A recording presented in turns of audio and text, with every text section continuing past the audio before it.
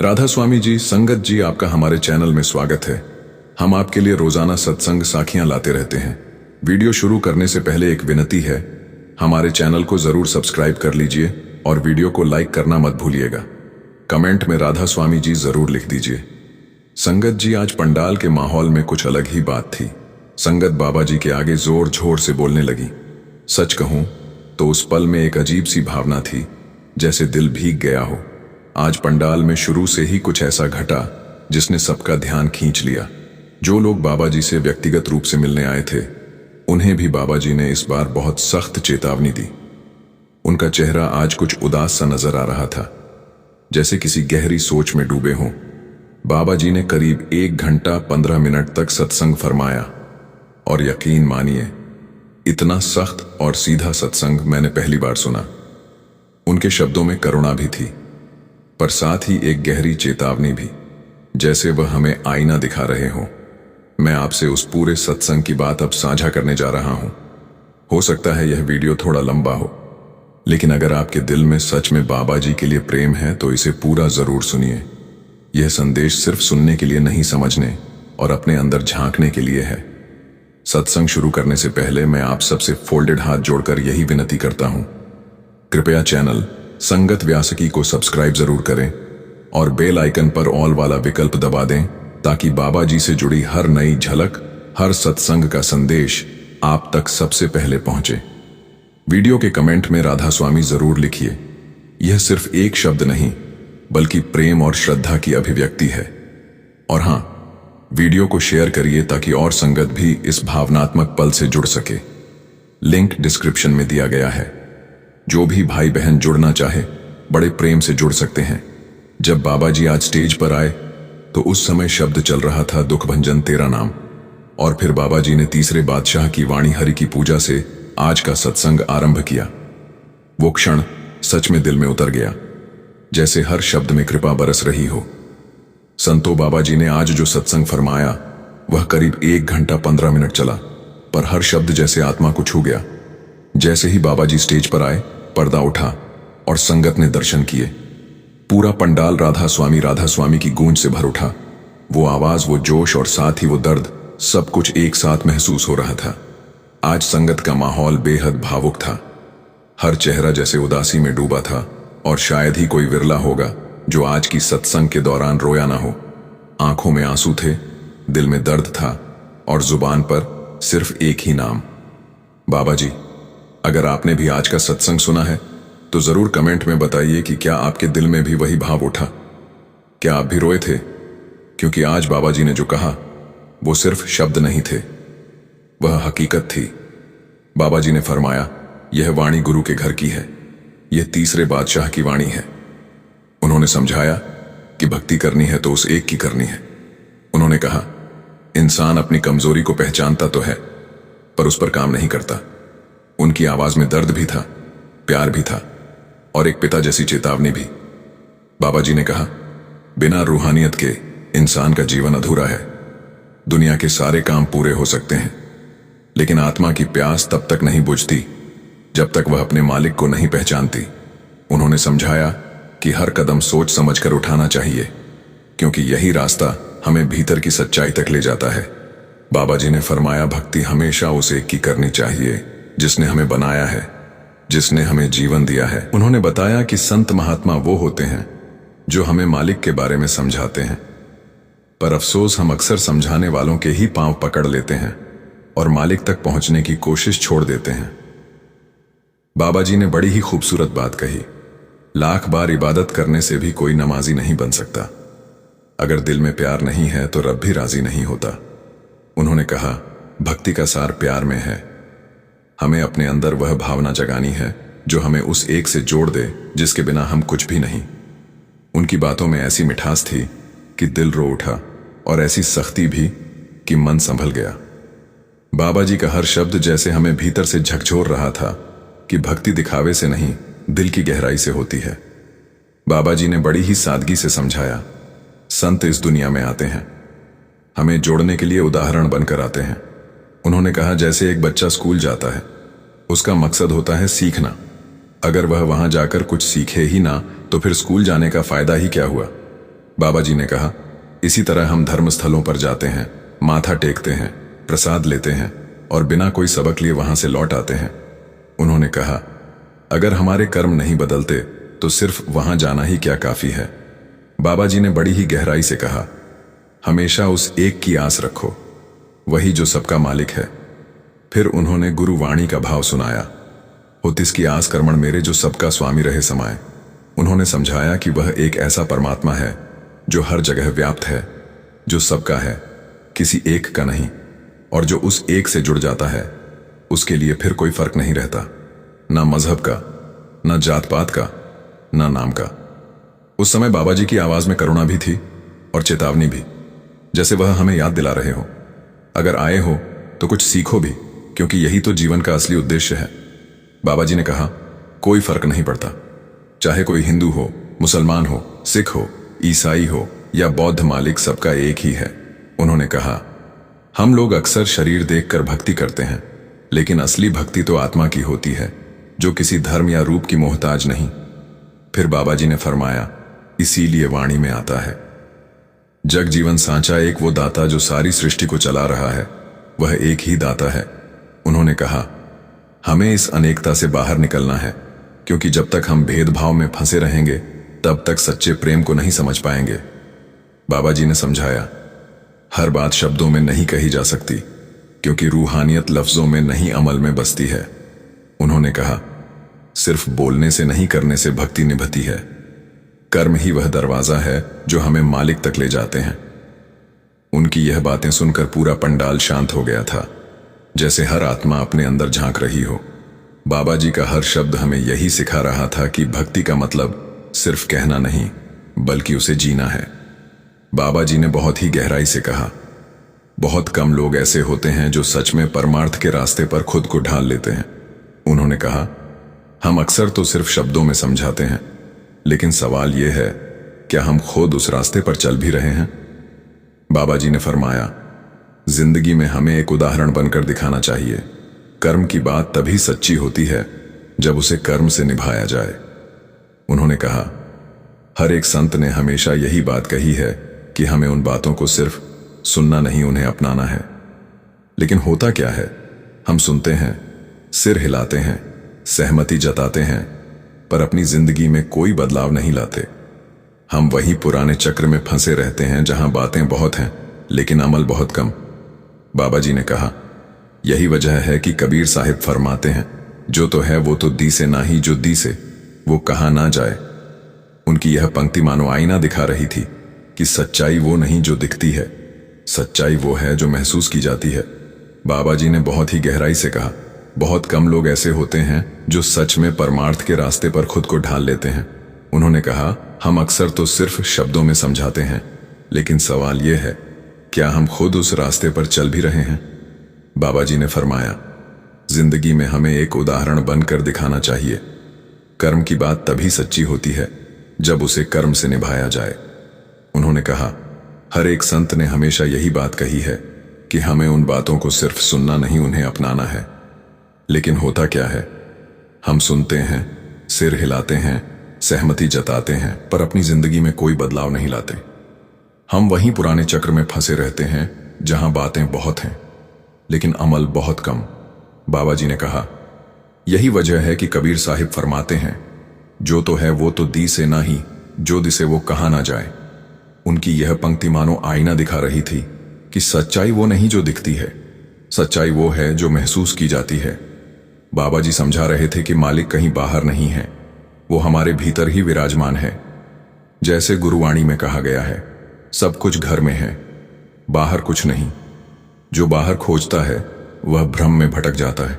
बाबा जी कहते हैं, वह तो हर दिल में बसता है, हर जीव के भीतर वही परमात्मा है। कबीर साहिब ने भी यही बात कही थी, सब घट मेरे सैया सुनी सहज न कोय, बलिहारी उस घट की जिस घट प्रकट हुए। बाबा जी कहते हैं, फर्क तो बस पहचान का है। वो लोग धन्य हैं जिन्होंने ध्यान को भीतर मोड़कर उस असली रूहानियत को जान लिया, उस मालिक की पहचान कर ली। बाबा जी आगे समझाते हैं, पहचान एक की करनी है, किसी शहर या जगह की नहीं।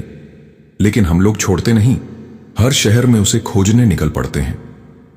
बाबा जी कहते हैं, भक्ति एक की करनी है और ध्यान भीतर लगाना है। वह समझाते हैं कि हर इंसान की अपनी ताकत और अपनी कमजोरी होती है, लेकिन हम अपनी कमजोरी पर ध्यान नहीं देते बल्कि दूसरों की देखते हैं। संत यही सिखाते हैं कि रूहानियत हमें अपनानी है और उस संगत में रहना है जो हमें अंदर की ओर ले जाए। बाबा जी कहते हैं, अगर कोई काम का जानकार हो तो उससे सीखो ताकि तुम भी उस रास्ते पर चलकर मालिक तक पहुंच सको। मैं जब बाबा जी की यह वाणी सुन रहा हूं तो दिल के भीतर एक अजीब सी शांति उतर आती है, जैसे कोई मुझे भीतर से कह रहा हो, जिसे तू बाहर ढूंढ रहा है वह तेरे अंदर ही बैठा है। बाबा जी बहुत सरलता से समझा रहे थे। जब हमें कोई काम सीखना होता है तो हम किसी जानकार व्यक्ति के पास जाते हैं और कहते हैं, भाई मुझे भी यह काम सिखा दे। उसी तरह बाबा जी कहते हैं कि जो लोग गुरुमुख होते हैं वह सीधे मालिक से जुड़े होते हैं। अगर हम उनकी शरण में जाएंगे तो वातावरण अपने आप बदल जाएगा और हमारे जीवन के कार्य भी पूर्ण होने लगेंगे। लेकिन बाबा जी बताते हैं कि हम अक्सर गलती कर बैठते हैं। हम इंसानों के पीछे भागने लगते हैं, तस्वीरों के आगे सिर झुकाने लगते हैं। फिर बाबा जी मुस्कुराकर पूछते हैं, सबसे ऊंची भक्ति कौन सी है? और खुद ही उत्तर देते हैं, नाम की पूजा ही सबसे श्रेष्ठ भक्ति है। मैं जब यह सुन रहा था तो भीतर एक सच्चाई उतर रही थी कि असली पूजा मूर्तियों के आगे नहीं बल्कि नाम के माध्यम से भीतर की शांति को जगाने में है। बाबा जी आगे कहते हैं, ना तो अब इतनी उम्र बची है, ना इतनी शक्ति कि हम लंबी तपस्या कर सकें। वह समझाते हैं कि कलयुग के समय और हमारी कमजोरी को देखते हुए रब ने रास्ता आसान कर दिया है। उन्होंने कहा, कल आयो रे, एक नाम बोवो बोवो, यानी इस युग में केवल नाम का बीज बोना है। अब सवाल उठता है, नाम आखिर है क्या? बाबा जी कहते हैं, जो पहली बार सत्संग में आता है वह तो शब्द को सिर्फ एक बोल या अक्षर मानता है, लेकिन शब्द वास्तव में एक ताकत है, एक ऊर्जा है। वो कहते हैं, जब कोई बच्चा जन्म लेता है तो हम उसे पहचान देने के लिए नाम देते हैं। उसी तरह आत्मा का भी एक नाम होता है जो उसे मालिक से जोड़ता है। बाबा जी की यह बात सुनकर मेरा दिल भीतर से भर आया, जैसे किसी ने धीरे से कहा हो, नाम ही वह डोर है जो हमें सृष्टि के मालिक से जोड़ती है।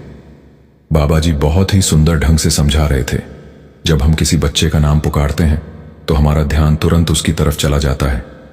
उसी तरह जब हम नाम का उच्चारण करते हैं तो हमारा ध्यान अपने मालिक की ओर मुड़ जाता है। बाबा जी कहते हैं, शब्द एक क्रिएटिव पावर है, सृजन की शक्ति। फिर वह समझाते हैं, एक नाम जुग चार उधारे, यानी वही एक नाम है जिसने चारों युगों को तार दिया। बाबा जी कहते हैं, जेता कीता तेता नाव बिन नाव ना ही कोई थाव, अर्थात जो कुछ भी इस सृष्टि में बना है वह नाम से बना है और नाम के बिना कुछ भी अस्तित्व में नहीं रह सकता। बाबा जी बताते हैं कि जब यह शब्द अपनी मौज में आता है तो पूरी सृष्टि का अंत हो जाता है। यही तो महाप्रलय कहलाता है। और जब वही शब्द फिर अपनी नई मौज में आता है तो उसी नाम की शक्ति से यह सृष्टि दोबारा रची जाती है। बाबा जी आगे समझाते हैं, नाम से ही सृष्टि उत्पन्न होती है और नाम से ही मिट जाती है। कबीर साहिब ने भी यही बात कही, 52 अक्षर लोक तरे सब किछु, इनमां ही यह अक्षर क्षीण जाएंगे, वह अक्षर इनमें ही।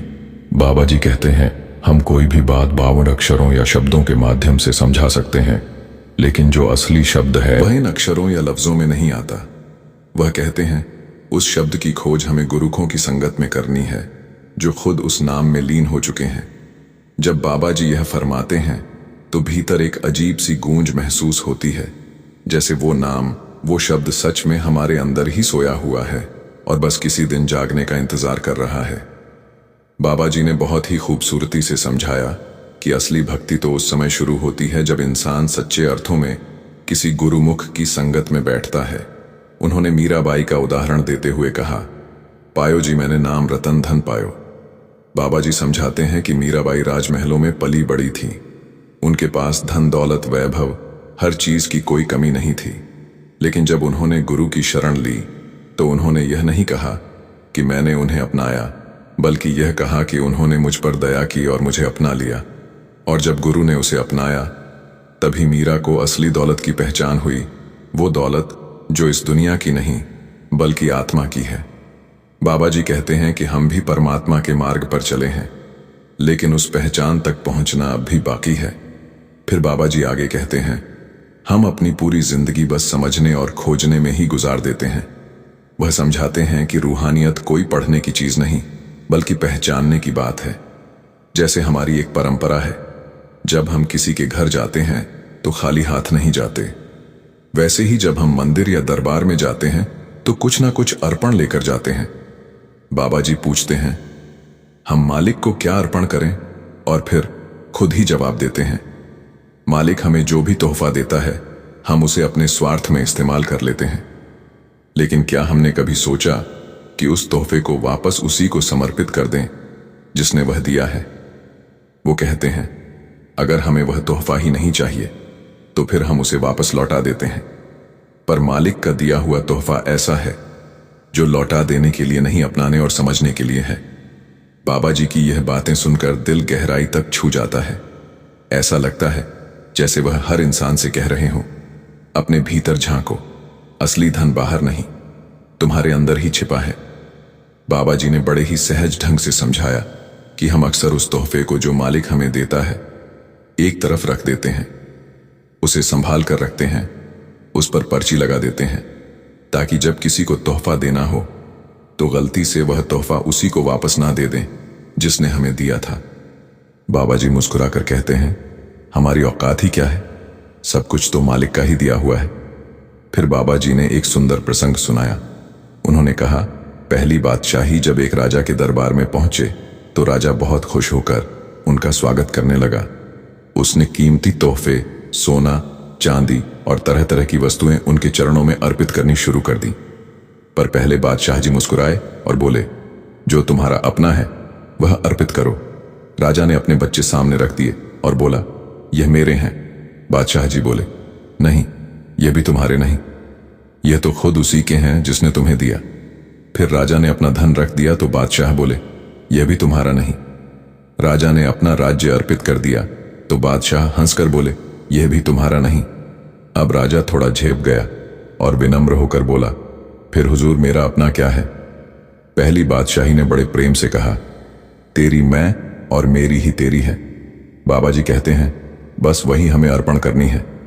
उन्होंने आगे समझाया, हम इस दुनिया में द्वैत के जाल में फंसे हुए हैं, मैं मेरा तेरा उसका, और यही हमें मालिक से दूर कर देता है। बाबा जी कहते हैं, जैसे जब हम गिनती करते हैं तो कहते हैं 1 2 3, लेकिन उस एक से पहले भी कुछ है, वही एक असली मालिक है, बाकी सब उसी से निकला है। उनकी वाणी में इतनी गहराई थी कि हर शब्द दिल को छू गया। ऐसा लगा जैसे वो कह रहे हों, जिस दिन हम अपनी मैं को मिटा देंगे उस दिन सच में मालिक को पालेंगे। बाबा जी ने बड़ी गहराई से समझाया कि जब हम 3 तक गिनते हुए 13 पर रुक जाते हैं तो इसका मतलब होता है अब तेरे आगे कुछ नहीं। बाबा जी कहते हैं, हमें समझदारी से कदम बढ़ाना चाहिए। परमार्थ के रास्ते पर चलते हुए हमें मैं और मेरी की सोच से बाहर निकलना है। जब इंसान अपने अंदर से मैं मेरी को मिटा देता है तब असली यात्रा शुरू होती है। बाबा जी कहते हैं, उस एक कदम से अगर हम खुद को उस एक में मिला दें तो फिर ना हमारे पास कुछ घटेगा ना ही कुछ बढ़ेगा। फिर हमें किसी के मिलने की खुशी नहीं होगी और किसी को खोने का दुख भी नहीं रहेगा। बाबा जी समझाते हैं, इसी कारण गुरुनी में लिखा गया है, कूड़ कूड़े ने लाया बिसरिया करतार, यानी जो सच्चे करतार को भूल जाता है वह झूठे संसार में ही उलझ जाता है। बाबा जी ने बड़ी खूबसूरती से कहा कि इस दुनिया की सारी दोस्तियां अस्थाई हैं, यहां तक कि माता पिता, भाई बहन, सबको भी गुरुनी ने कूड़ यानी अस्थाई बताया है। बाबा जी कहते हैं, राम गया, रावण गया, जिनके बड़े परिवार थे वे भी चले गए। असल में करना तो हमें सिर्फ उसी एक का अमल है, उस सच्चे प्रभु का। बाबा जी समझाते हैं कि हमें कोई भ्रम नहीं रहना चाहिए, इसलिए वाणी में लिखा है, हरि सांचे भावे सा पूजा होवे। मतलब जब प्रभु सच्चे दिल से प्रसन्न होते हैं तभी पूजा स्वीकार होती है। बाबा जी कहते हैं, हमने अपने मन की बनाई हुई भक्ति में खुद को उलझा लिया है। हम अपने मन के अनुसार भजन और सेवा की परिभाषा बना लेते हैं और यही हमारी सबसे बड़ी गलती है। बार बार बाबा जी कहते हैं, सच्ची भक्ति वही है जो हमें उस तक ले जाए, लेकिन हम झूठी तसल्ली में जीते रहते हैं और धीरे धीरे पूरी उम्र बीत जाती है। भजन बंदगी के बिना बाकी सब कुछ अधूरा रह जाता है। बाबा जी कहते हैं, साधन तो कोई नहीं है बेटा। महान हुजूर महाराज जी भी यही फरमाते थे कि इस मार्ग पर भजन सिमरन के सिवा कोई और सच्ची भक्ति नहीं है। बाबा जी समझाते हैं, हुक्म पहले ही दिया जा चुका है। हम अक्सर कहते हैं, जी बाबा जी हुक्म करो, पर बाबा जी मुस्कुराकर कहते हैं, हुक्म तो एक ही है। नाम गुरुनी में भी लिखा है, एक नाम हुक्म है, नानक सतगुरु दिया बुझाए जीव। अब उस हुक्म को हमें जीवन में उतारना है। जो प्रभु को प्रिय लगे वही हमें भी करना है। बाबा जी कहते हैं, मन से बनी अपनी बातों में मत उलझो। मन गढ़ंत भक्ति से कुछ हासिल नहीं होता। फिर बताते हैं, सबसे ऊंची सेवा कौन सी है? वही जिसके बारे में लिखा है, सेवा चाकरी नाम बसे मन आए। यानी जब नाम हमारे मन में बस जाए वही सच्ची सेवा है। बाबा जी कहते हैं, हम पूरी उम्र बस माहौल बनाते रह जाते हैं, पर उस असली सेवा तक पहुंच नहीं पाते। बाबा जी कहते हैं, हम भक्ति तो करते हैं पर असल में उसे पूरा नहीं करते। हम सब भजन सिमरन करते हैं लेकिन अपने मन के अनुसार, जबकि सच्ची भक्ति तो गुरु की आज्ञा में रहकर करनी होती है, ना कि मन की चाल में। बाबा जी समझाते हैं, हमें भ्रम से बाहर निकलना है। गुरुनी कहती है, शब्द मरे सो मरे रहे, फिर मरे न दूजी बार। यानी जो शब्द में मिट जाता है वह फिर कभी नहीं मरता। बाबा जी कहते हैं, हमें लफ्जों में नहीं अटकना चाहिए बल्कि उनके अर्थ को जीना चाहिए। भक्ति का मतलब सिर झुकाना नहीं बल्कि अहंकार मिटाना है। बाबा जी फरमाते हैं, कई लोग भक्ति करते हैं क्योंकि उनके पिछले जन्मों का कोई रिश्ता इस मार्ग से होता है, लेकिन जो आज की भक्ति हम करते हैं वह ज्यादातर माहौल बनाने के लिए होती है, असल भीतर का परिवर्तन नहीं लाती। बाबा जी कहते हैं, जैसे कोई खिलाड़ी मैदान में उतरता है तो अभ्यास से निखरता है, वैसे ही साधक को भी अभ्यास से निखरना होता है, तभी असली भक्ति का स्वाद मिलता है। बाबा जी कहते हैं, जैसे कोई खिलाड़ी खेल खेलने से पहले पूरे दिन अभ्यास करता है, शरीर को तैयार करता है, पर अगर वह सिर्फ अभ्यास ही करता रहे और मैदान में कभी उतरे ही नहीं तो फिर खेल कब खेलेगा। उसी तरह बाबा जी समझाते हैं, बाहरी भक्ति तो सिर्फ शुरुआत है, ये वह साधन है जिसके जरिए हम अपने मन को तैयार करते हैं। बाबा जी कहते हैं, शब्दों से भक्ति को समझाया जा सकता है, लेकिन असली भक्ति तब शुरू होती है जब हम उन शब्दों को अपने जीवन में उतारते हैं। हम मंदिरों, दरगाहों और तीर्थों पर जाते हैं, पर बाबा जी कहते हैं, तीर्थ पर जाने से नहीं, नाम में नहाने से मन पवित्र होता है।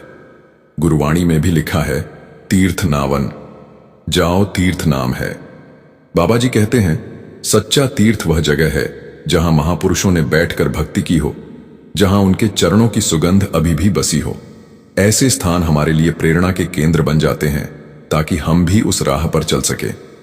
बाबा जी कहते हैं, वह स्थान तीर्थ इसलिए बन जाते हैं क्योंकि वहां संतों ने प्रभु का नाम जपा होता है, लेकिन असली तीर्थ हमारे अंदर है क्योंकि मालिक खुद हमारे भीतर विराजमान है। इसीलिए गुरुवाणी में कहा गया है, यह शरीर सरोवर है, संतो नाम स्नान करे, लिव लाए नाम स्नान करे, 100 जन निर्मल जिन शब्द मैल गवाए।